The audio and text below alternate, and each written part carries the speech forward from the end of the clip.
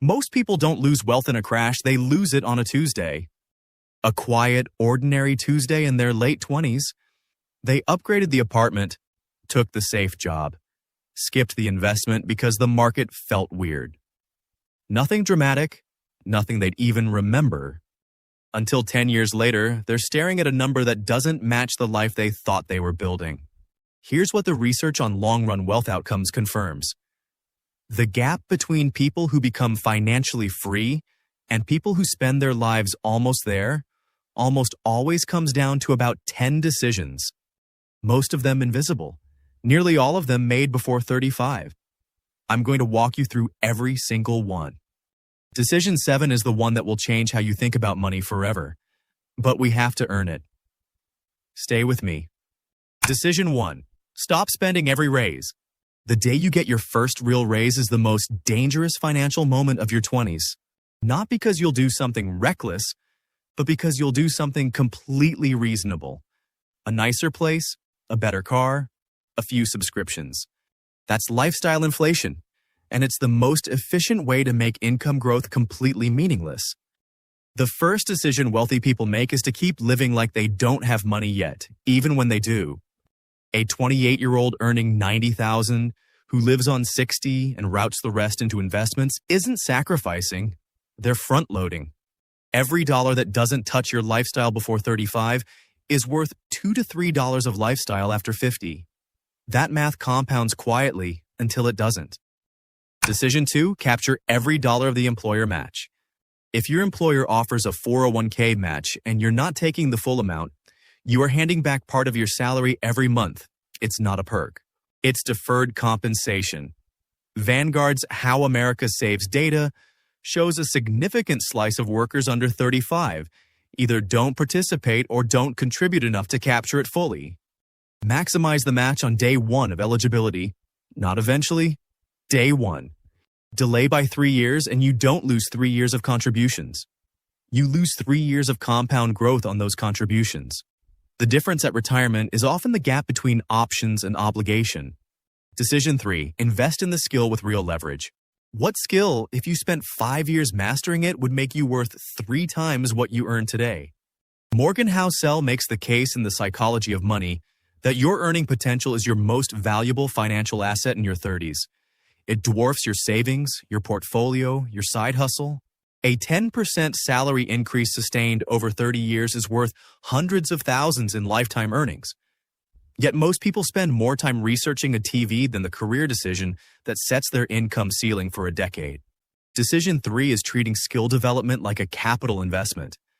Courses, mentors, deliberate practice. The return on becoming genuinely excellent at something with economic leverage will outperform almost every other financial move you make before 35. Decision 4, have the money conversation before it's too late. Who you build a life with is a financial decision, one of the biggest you will ever make. Not because love should be transactional, but because two people with misaligned relationships with money will slowly drain each other. Money disagreements are one of the top predictors of divorce, and divorce is one of the fastest ways to reverse a decade of wealth building in a single legal process. Decision 4 is having the real conversation before the relationship is too far along. What did they grow up with? Does spending feel like freedom or anxiety? What does financial risk feel like in their body? These aren't unromantic questions. They determine whether your financial lives work together or against each other for 30 years. Decision 5, buy the house at the right time, not the right feeling. Home ownership is powerful, but buying a house you can barely afford in your late 20s because you feel like you're supposed to, that's not a strategy. That's a feeling dressed up as a plan.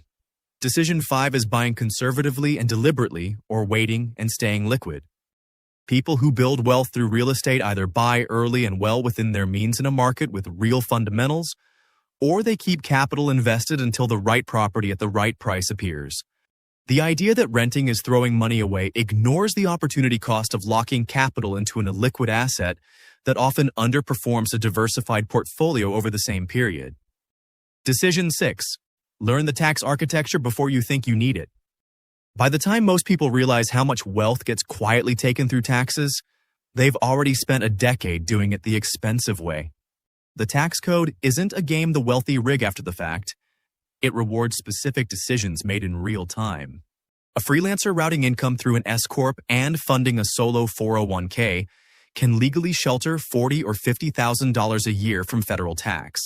A W-2 employee who uses an HSA, a backdoor Roth, and a mega backdoor 401k builds wealth in accounts the government can never touch again. These aren't loopholes. They're the architecture.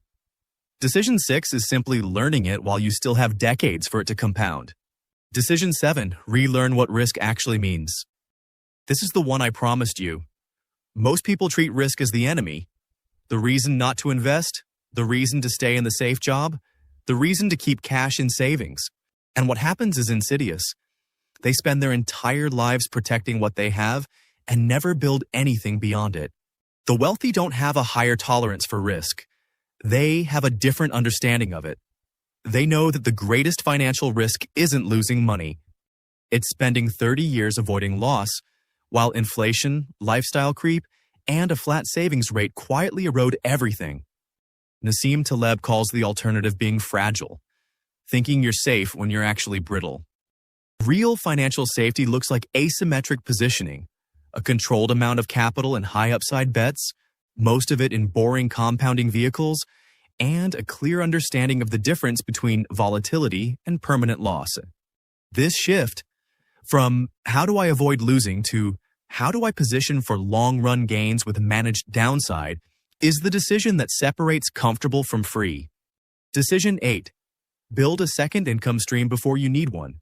Not a side hustle that burns you out, something durable and scalable that isn't chained to your hours. A rental, a dividend portfolio, a content business, equity in something you helped build.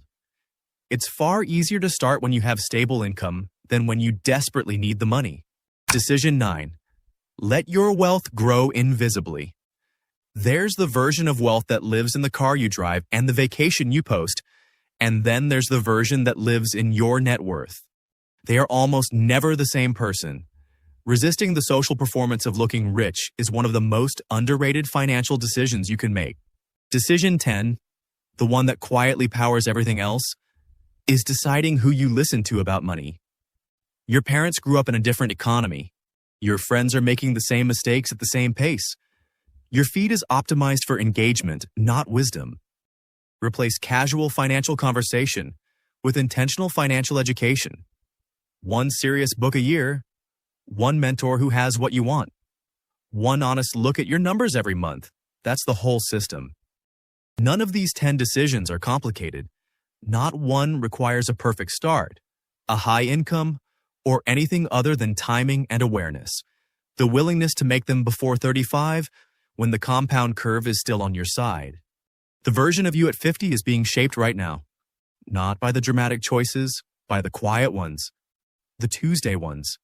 You don't have to get all 10 right, but every one you make with intention rather than inertia widens the gap between the life you'll have and the one you were drifting toward. That gap is the whole game. If this changed how you see something, like and subscribe. I make one video like this every week and they only get sharper.